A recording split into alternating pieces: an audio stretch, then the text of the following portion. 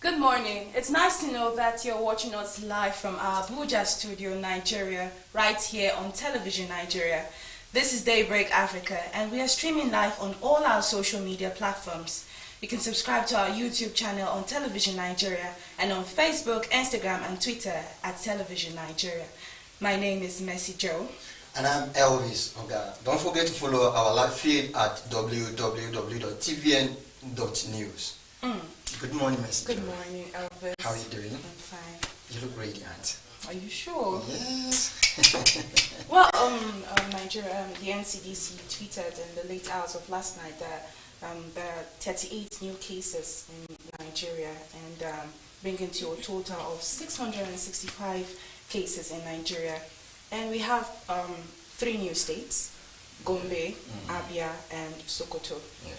Normally, when there are new cases in Nigeria, they start with like probably 1 or highest 2 cases. But these big numbers. But this big number for Gombe at 5, and I'm like, how? Initially, prior to the lockdown, remember that we were saying, because of a series of projections, that there could be possible rise in the case of the pandemic. And then because most people that, some of these index cases must have made contact with other individuals in the society. So basically what we're seeing now is more like a community infection. And then bringing to a total of 22 deaths so far in Nigeria. Okay, let's quickly go to our concerns for the day. Yeah, we have a series of concerns for the day. We'll be taking a look at, and I'd like us to start with the issue of the continuous rapid fall in the price of crude oil. Yes. Dropping $1. Yeah, $1 per barrel. That is so. It's quite a very big one. This is one of the ripple effect of the pandemic that is ravaging the entire universe at the moment. Because when you see, this is more like the first time in several years now that the crude has never dropped this low before. It's had so many effects, even despite the series of many guidelines or principles being put in place by the OPEC and then Donald Trump, who has been a very big crusader regarding the price of crude.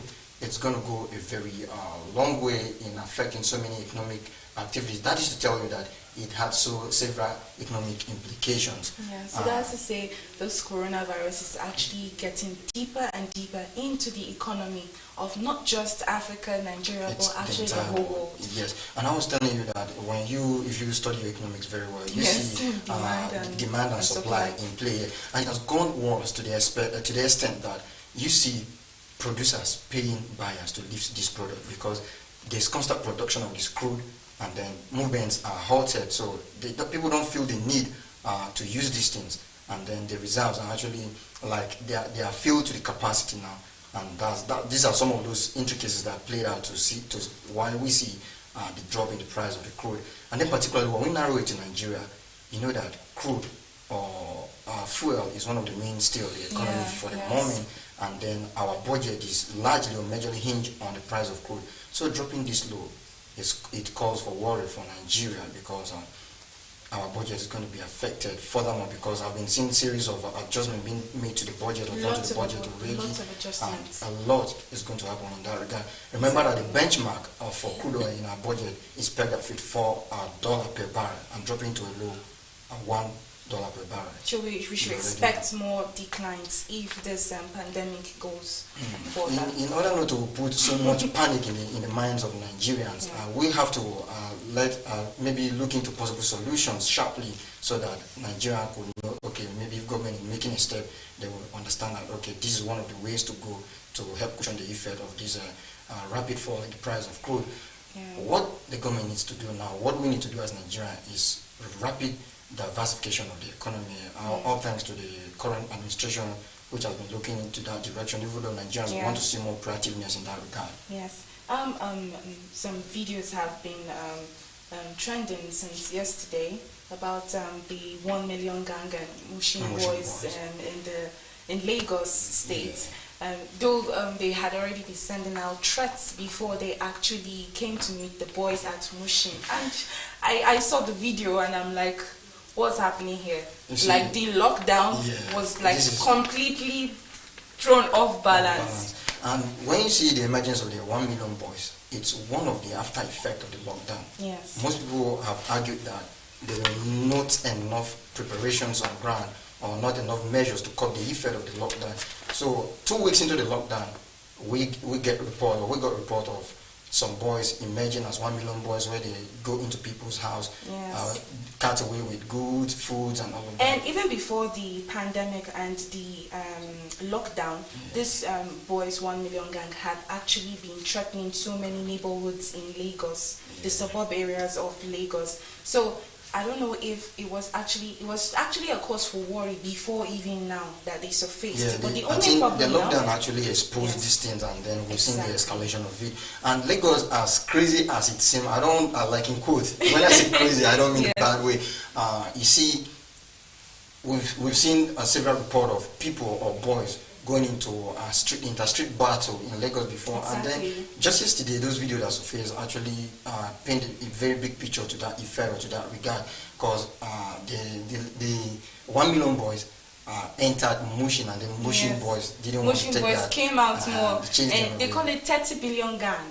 They came out at 300 so million, then it felt like 1 million and then 30 billion. Let me quickly take some comments from some persons on Twitter concerning the fight. Right. This person says, 100 million boys went to Mushin, laughing out loud. Mushin gave them ×3.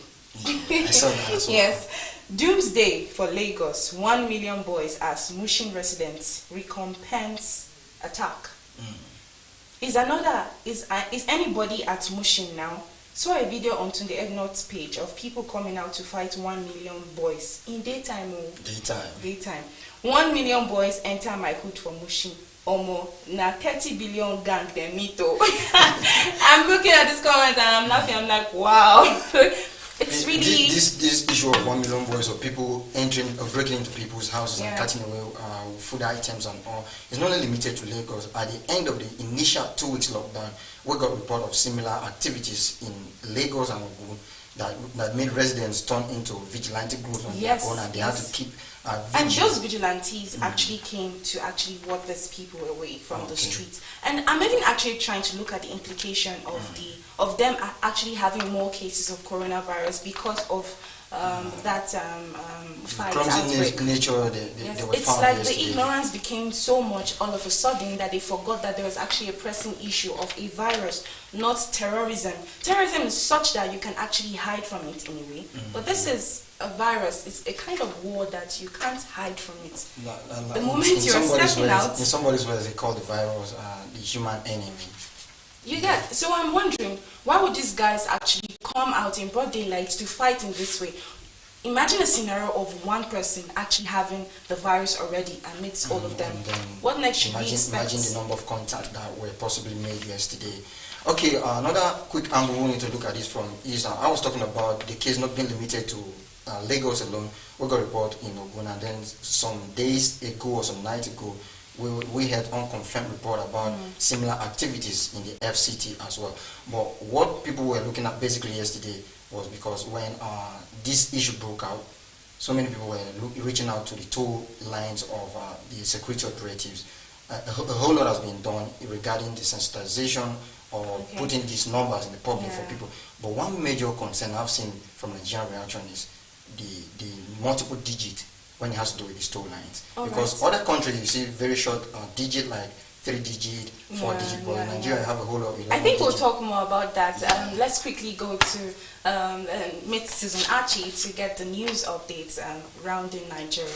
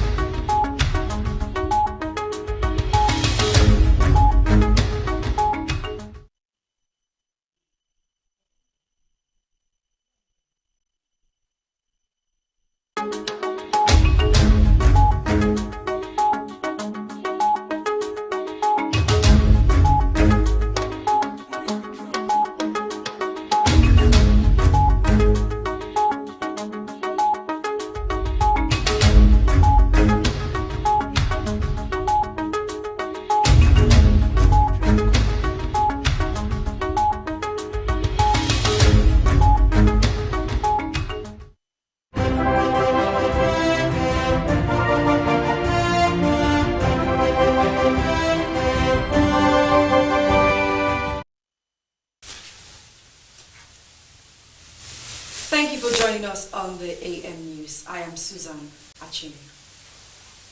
38 new cases of COVID-19 have been recorded, according to the Nigeria Center of Disease Control, NCDC.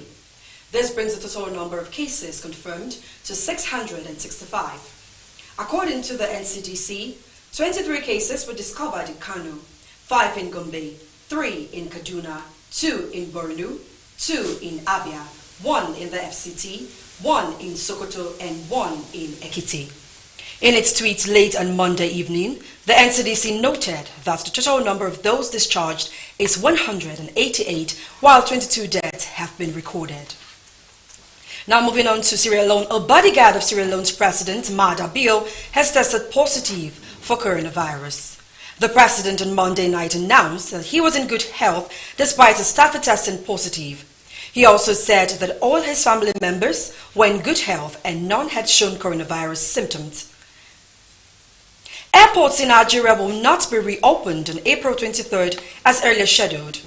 Instead, they will remain shut for 2 more weeks, a statement from the Ministry of Aviation said on Monday. Ahead of the lockdown, the international airports in the country had been shut as part of measures to prevent the spread of COVID-19 in the country. Despite pushing back the reopening of the airports in view of the lockdown extension, the aviation minister said the decision is subject to review as appropriate. Now in Tanzania, a member of the parliament has tested positive for coronavirus, triggering calls for a suspension of ongoing House sessions. Without naming the politician, Deputy Speaker Tulia Ackson said the MP had traveled to Dar es Salaam, the country's epicenter of infections, and believes that that is where the MP contracted the virus. Now, the chairman of the Presidential Task Force on COVID-19 of Nigeria, Mr. Boss Mustafa, has apologized over violations that took place during the burial of the late Chief of Staff to the President, Abakari, in Abuja on Saturday. Mr. Mustafa, who is also the Secretary to the Government of the Federation, says it is regrettable that social distancing was not observed during the burial. He made the apology during the daily briefing by the task force. Now moving on to the world of business, Glencore will reverse its earlier decision to shutter its Zambia subsidiary, Mopani Copper Mines, MCM, if it reaches an agreement with the Zambian government, the company said on Monday. Glencore wanted to shutter the mine due to disruption of its operations by the coronavirus crisis and low copper prices, while the mines minister has said the company is fishing for ways to lay off workers and 11,000 jobs could be at risk. Now in the world of entertainment, Nollywood actress Funke Akindele-Bello has urged Nigerians to collaborate with the federal and state governments in the fight against the dreaded COVID-19 pandemic in the country. Funke was earlier arrested and prosecuted by the Lagos state government for hosting a birthday party for her husband, Abdul Rashid Bello, also known as JJC Skills. Lastly, and on sports, the president of Senegal's Football Federation, Augustin Senghor, has said it will be impossible for the 2021 Africa Cup of Nations to take place if qualifying cannot be completed. Senghor says he is very concerned for the future and has called for a world plan to help reorganize the global football calendar in the wake of the coronavirus pandemic. And that's it for AM News. We'll now join Messi and Elvis for the remaining part of the program. I am Susan Achin. Good morning. Good morning, Susan. Good morning, Messi. Hi, Elvis. Yeah, how are you doing? You look nice this morning. Thank you. Thank you. So, the airports, the extension, 2 more weeks extension. Should Nigerians be worried about a possible extension after this 2 weeks? I mean, Nigerians have been worried, are worried, and should be worried. I feel like this is a sort of information, indirect information to Nigerians, saying that this lockdown for the airports have been extended. It means that we do not know when the general lockdown will be put on hold, because we are also at home and it's been more like a test run.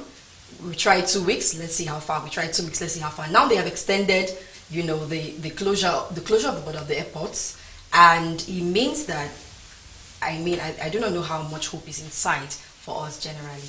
So it's a matter of concern, and we definitely should be worried. But what can we say? We can only just pray and wait and hope for the best. Okay, Susan, talking about more cases of COVID-19 across the world. We've seen more cases with people in the front line of leadership. What have you got to say about that? Well, considering the travel history part of the virus, the fact that most of the people that are prone to this disease are those with travel history, those that travel abroad and all that. So, and we know that definitely most of the time people, the high-profile individuals as well as those in the political sector are those that always do the traveling a lot. So I think it's not really strange that they should be the ones. Someone made a statement and said, this virus seems to be greeting the elders, but we're first. But the issue is because naturally they are the ones that have the resources to travel a lot. So when the virus is coming from outside and they're the ones traveling, definitely it's not strange. Okay, in reaction to the story that came from the sports segment concerning the AFCON 2021, which is likely to be postponed, and then we have seen these numerous importance and then advantages of sporting activities like keeping people away from crime and then economic implications of that. Don't you think this is going to have a ripple effect, a boomerang effect? It will definitely have a boomerang effect. I mean, it's unfortunate that we will never have thought that we will have a situation whereby something like sports will be put on hold. Talk less of entertainment, we can't even go there. A lot of people look up to. Yes, I mean, from the sport. There's not these days. There's nothing. Seriously, so I think it's unfortunate, and it took time for some of them to come around to agree that they had to postpone. Like, if you remember, at first when it got to the point where people had to postpone sporting activities, it was a decision that was disturbing for most of these people. So it took them time to agree. But when they saw that this thing was not getting better, I feel like they don't have an option. And definitely, like you said, there's going to be a ripple effect. And like we have been saying recently, the world will never be the same again.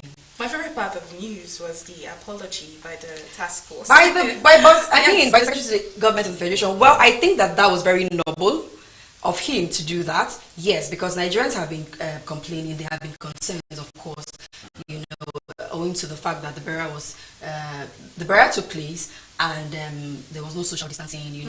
Most of the measures that have been announced we're not adhered to. So I feel it's very noble of the federal government to have come out. He's also the representative of the task force. So it was very, very, very, it was timely, it was prompt, and I think I commend that. And I hope that, like he said, subsequently they will be more cautious and they'll lead more by example. So we should be expecting more apologies in case of recurrence. We hope that there will be no need.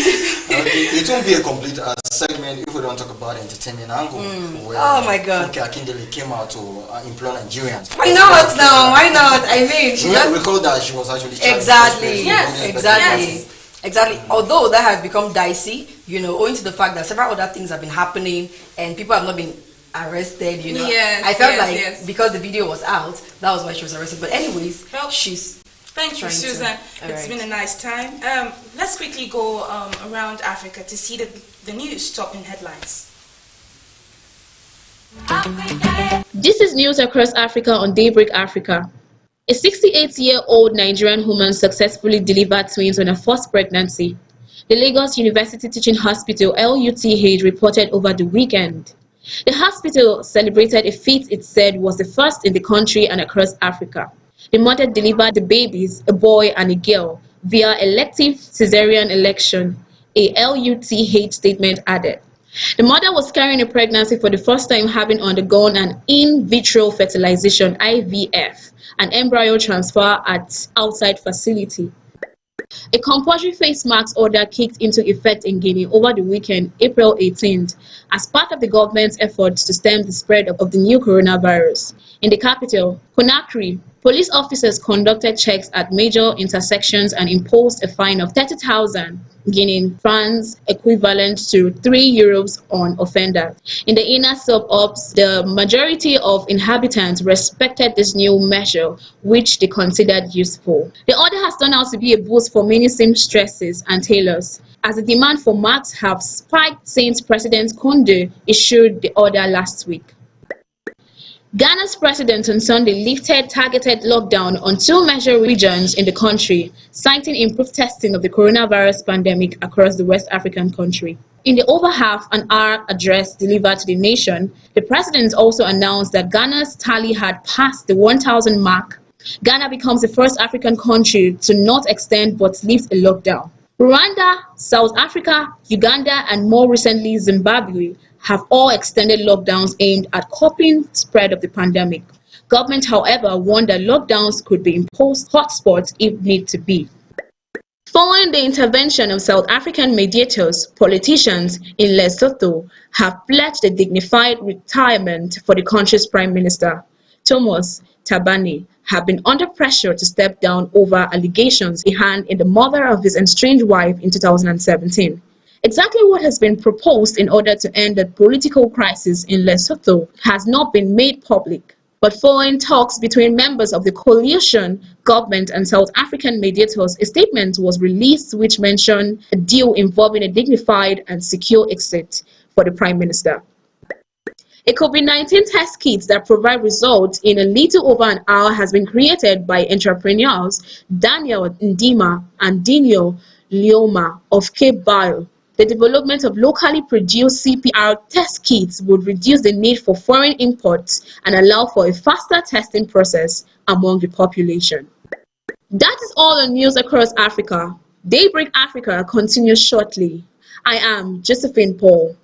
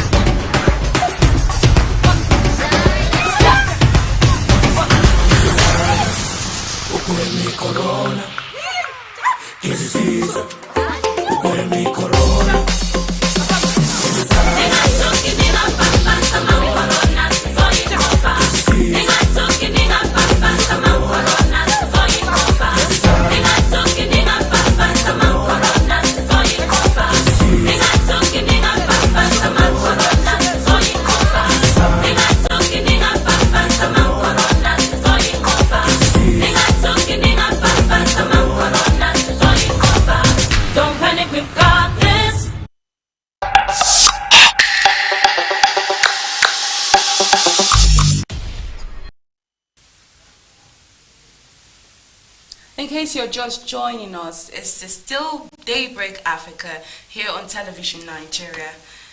Quickly we'll be taking the newspaper reviews. Okay, the first paper I have here on my hand is The Guardian newspaper. And we have the banner headline which says, "Why crime rate may rise after COVID-19." We have other interesting stories here that you can actually find on different pages of the paper. But under the picture story, 5 fear killed in fresh Kaduna attack. Another story making headlines today is Nigeria, others may short production as oil price goes below zero.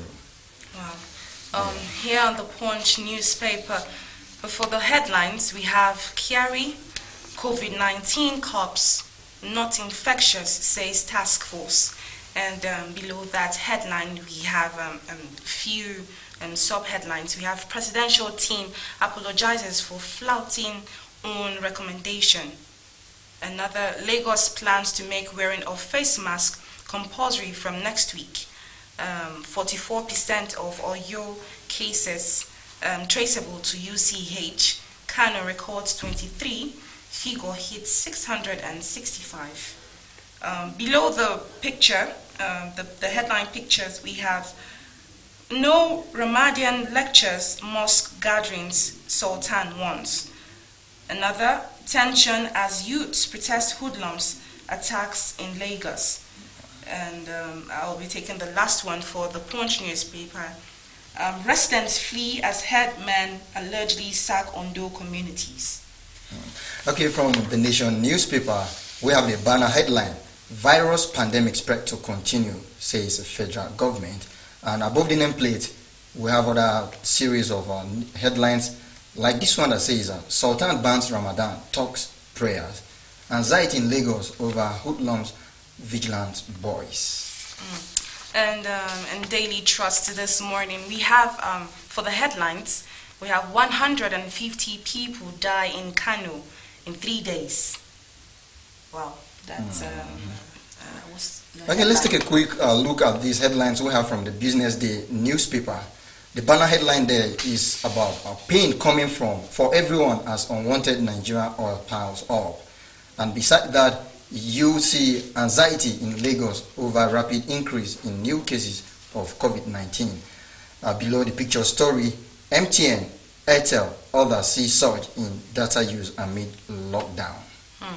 And in the Tribune newspaper today, for the headlines, we have anxiety over rapid rise in COVID-19 cases. And for the sub-headlines, we have Nigeria can't return to normal after a pandemic, NCDC-DG says. No need to panic, Sanwo-Olu tells Lagos residents. No approved vaccine yet in Nigeria for COVID-19, WHO. Federal government extends closure of airports by 2 weeks. Ekiti isolates 70 persons in contact with third positive case. And below the picture, we have SGF apologizes over violation during Kyari's burial, says end of outbreak not in sight. Yes, this particular story about terrorism from the Guardian newspaper really caught my attention, and I want us to talk about that. 5 feared killed in fresh Kaduna attack. In the wake of a bigger issue talking about the COVID-19 pandemic, we still have people still going on. It's a really big cause for. They're not scared though. They are not scared. They're not scared. Me, I'll now go out and want to kill people when there's one thing that's even killing people more than the access. It's so frustrating to see that amidst every effort being put in place by the Kaduna state government, you recall that it was one of those few states that enforced the lockdown even before the general lockdown by the president, and trying to because of the fear that if measures are actually not duly adhered to, about 57,000 cases can actually amount to that. Yes, and you also took a headline from one of the papers we reviewed that talked about so many COVID-19 cases in UCH Ibadan. Yes. And I saw the president of Resident Doctors Association being infected in that issue. UCH Ibadan. It's, you see, the rate at which the health workers are exposed to this pandemic is one issue of serious concern, and that's why they came out protesting for their little palliatives, or do we call it allowances? Palliatives, please. Allowances. We're expecting to be getting that even after the pandemic. Okay, so for now it's palliative. I like the definition you gave to me. Okay, let's quickly go to the health segment where we get to see healthiest foods that we can take.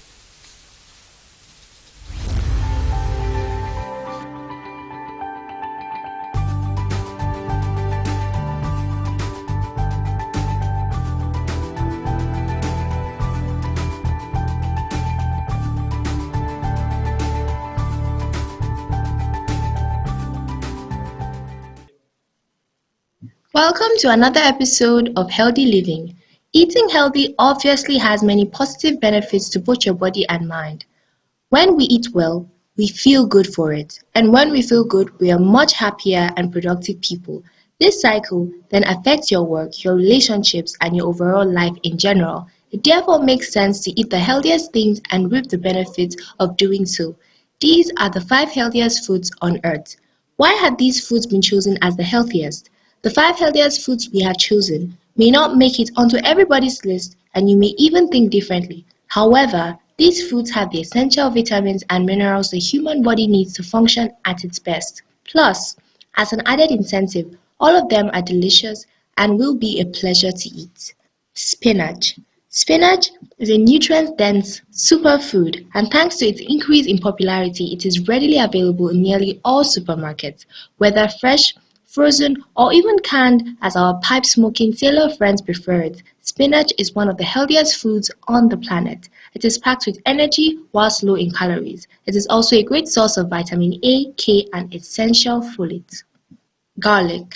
It may make your breath smell, but trust us, the benefits it provides are well worth it. Garlic has been used to fight diseases for hundreds of years now, as it inhibits the growth of bacteria. It also lowers cholesterol, blood pressure, and is a powerful anti-inflammatory. So look past the smell, buy some mouthwash, and get yourself some garlic.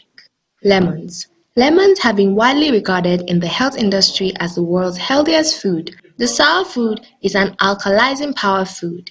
They have strong anti-inflammatory qualities and can even help to inhibit the growth of cancer cells. They aid both the liver and bowels and also have the same amount of vitamin C as an orange. Beetroots. The purple vegetable is sometimes overlooked when it comes to being one of the healthiest foods available, but there are arguments that it could still be a superfood, and we agree. Beetroot is good for the brain and can lower blood pressure. Recent health claims even state that it boosts exercise performance and can even help to prevent dementia. This root vegetable is filled with folate, magnesium, and vitamin C, so start adding it to your salads from now on. Avocado. The benefits to eating this alligator pear are the lowering of cholesterol and triglyceride levels. They protect your eyes, relieve symptoms of arthritis, and may help to prevent cancer. So if you haven't tried it, please do. And if you didn't like it, maybe give it another chance. Nowadays, eating healthy is a lot easier than it used to be. And that is the much we have for you on today's episode of Healthy Living.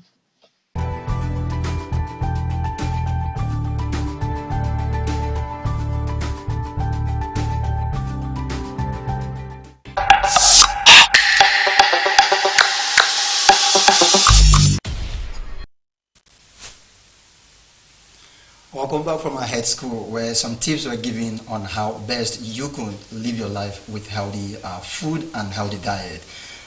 Message healthy living. Yes, healthy regarding living. Food choice and all. Yes. You know, when you want to balance your diet, you have to take into consideration the 6 classes of food: the carbohydrate, protein, amino acid, fat, and oil, lipids, and all of that. And then there are certain food you need to eat. It's not too good that we don't get to eat most of these vegetables from this part of the world. Whoa. We just believe in heavy food. And a friend of mine actually told me sometimes back that there's difference between eating to be filled and eating to be satisfied. Actually, yes, it's true. But we'll expatiate on that much later. Okay, much later. There's this video of commissioners in Kogi State having fun at the gym, and Nigerians are reacting to it. I'm telling you, there are no cases in Kogi State as of now, but they should be scared regardless. I mean, they're sharing borders with Benue, Abuja, and I think Enugu. Yes. Yeah.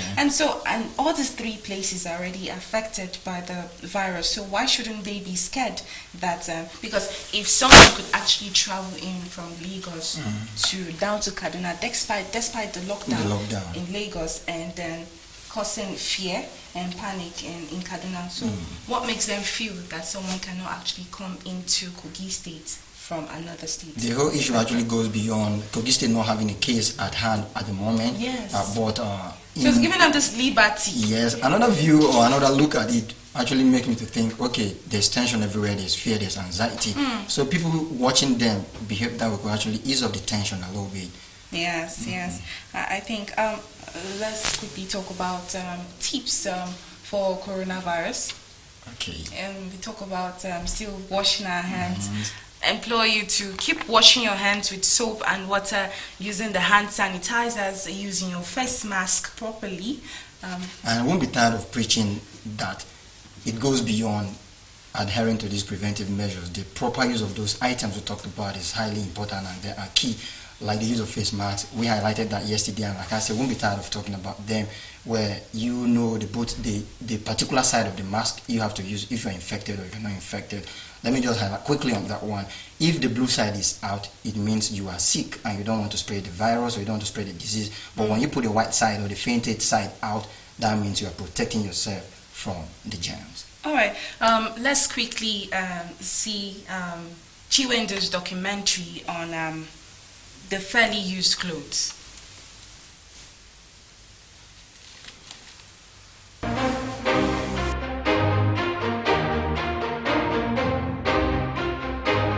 For many Nigerians in the low-income brackets and those in the increasingly shrinking middle class that can no longer afford new clothing, used clothing comes in as a handy alternative. Efforts by the government to discourage the patronage of fairly used clothing and important textiles believed to be impeding the growth of the local textiles and garment industry in the country may be running low on steam as the business continues to thrive. Despite a government ban on selling second-hand clothes, popularly known as Okrika. In Africa's most populous country, it is estimated that 80% of Nigerians patronize used garments. We don't deal with bag, we deal with bell. Like this one now, this is men polo top. We buy it at 170,000 per one bell. Most times you open, you get 10,000, 5,000. It depends on how good the bell is.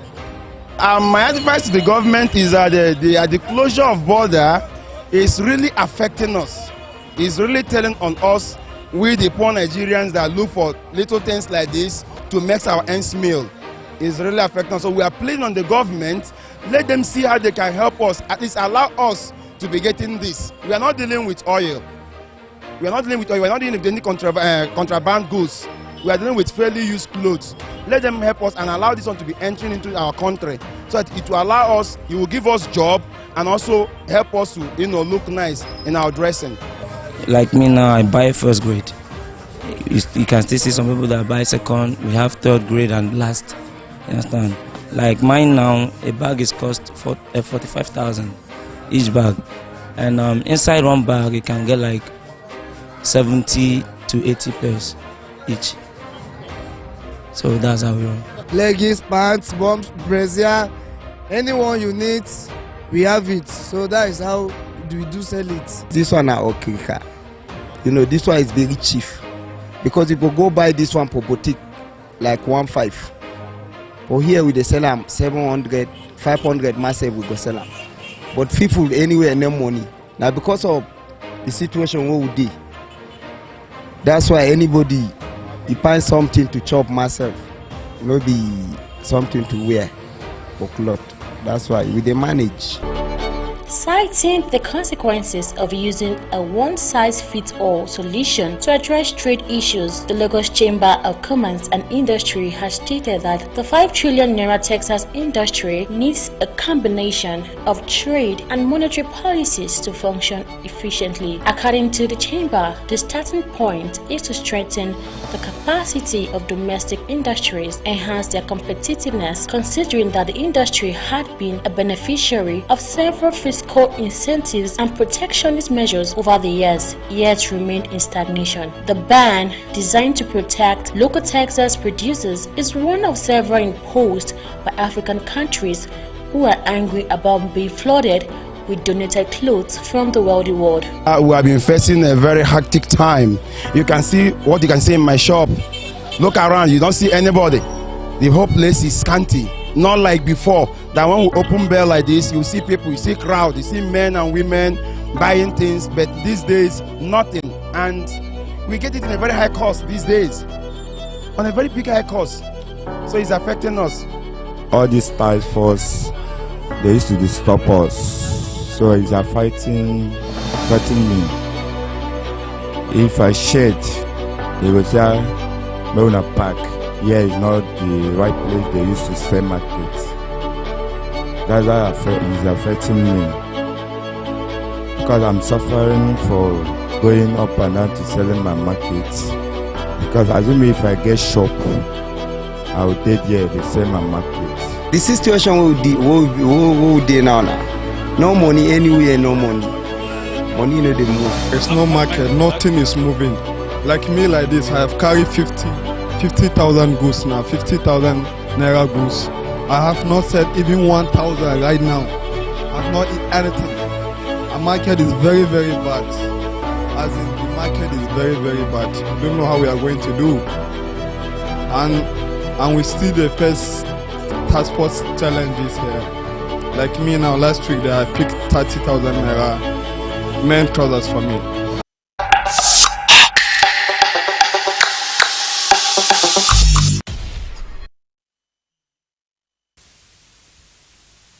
Welcome back. That was a documentary on fairly used clothes. Yeah, the economic importance of fairly used clothes. Popularly known as okrika. Then down salad, different names. Okay, people call them different names. And you had Nigerians reacted differently to that, and I don't want to believe that you had them out of the fact that it's going to have so many effects on the livelihood of people, because whoever called this a pandemic a human enemy actually named it right, because across different spheres of life, everybody's virtually affected. Different ventures, lots of ventures being affected. And I think the attention was on the fairly used clothes because of the nature of infection as regards this pandemic. Because you know, most of these fairly used clothes are actually sent down from the abroad, London, UK, and most of them sent down to Nigeria. And now you don't know who has worn these clothes before now, and you are going to bend down and select them. So if you're not careful enough, you might be selecting something bigger than you bargained for. Exactly. It's been a very nice time on the program today. Do remember that you can stay tuned to us. You can subscribe to our YouTube channel at Television Nigeria. You can follow us on all our social media platforms, Instagram, Twitter, and Facebook at Television Nigeria. Please let's adhere to all the precautionary measures slated by the NCDC against the pandemic, and please let's spread the good news, let's spread genuine news, and say no to fake news. Very importantly, because the source from which you get your news is very, very important. Else you'll be fed with different fake news, and when you work with them, it might not go down well with you. Exactly. It's an amazing time with you. And I'd like to say a very big thank you once more. Messi Joe, thanks for having me on the show this morning. Thank you very much. And I'm looking forward to doing this with you tomorrow again. Let me say my name myself. My name is Messi Joe. So stay tuned tomorrow. And I'm El Isoga. Thanks for watching. All right.